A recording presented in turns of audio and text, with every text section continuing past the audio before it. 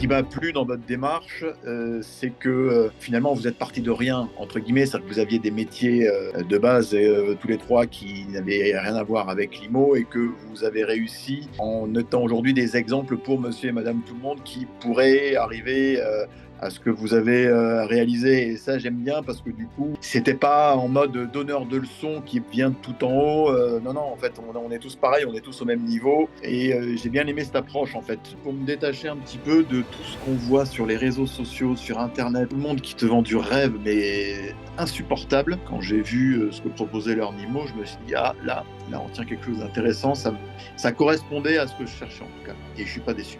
J'ai dévoré ces clips vidéo en beaucoup moins de temps que ce que j'aurais dû. J'aime bien votre ouverture, c'est qu'en gros, vous êtes là pour répondre aux questions qu'on vous pose, mais vous êtes surtout là aussi pour écouter. Et j'aime bien ce concept-là, limite de camaraderie, un peu famille, en fait. Je trouve ça enrichissant, dans une très bonne approche, en fait. Ouais, j'ai acheté 2 résidences principales et j'ai acheté un appartement qui tourne en Pinel actuellement, et j'ai envie de pousser un peu plus le curseur, en fait. Votre approche est très bien parce qu'elle est précise et ça rentre dans le détail.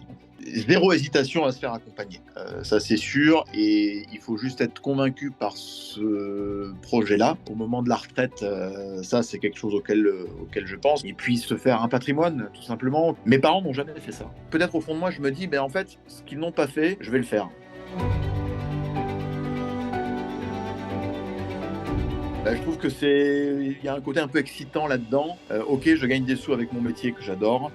Il n'y a pas de souci, mais de me dire que je peux aussi en gagner par ce biais-là, c'est un peu ce qui m'excite en fait dans l'immobilier et que je trouve limite ludique en fait. Le côté ludique a toujours été là, le côté de faire une bonne affaire, en fait de créer de la satisfaction, en fait, de la fierté, de la satisfaction sur un truc qu'on a trouvé. C'est ça qui est excitant en fait. Il y a un côté émotionnel dans l'immobilier en fait. Mais je me suis fait un petit mémo avec par exemple un petit détail, l'histoire de la clause de substitution entre le compromis et la création d'une éventuelle SCI. Ça il faut le savoir parce que c'est pas le notaire forcément qui va te le suggérer et tout. Donc ça c'est un petit détail que je me suis noté. C'est des petits trucs. Tiens, ça c'est vrai que ça c'est important quand même à bien noter, etc. Moi je considère que on a besoin d'humain, que on a besoin d'échanges en live.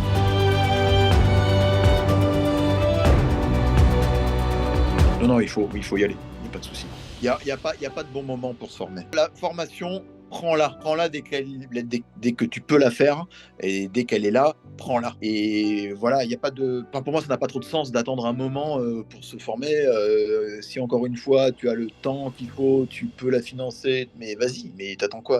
Vas-y. Il y a aucun timing pour se former. Il faut y aller en fait.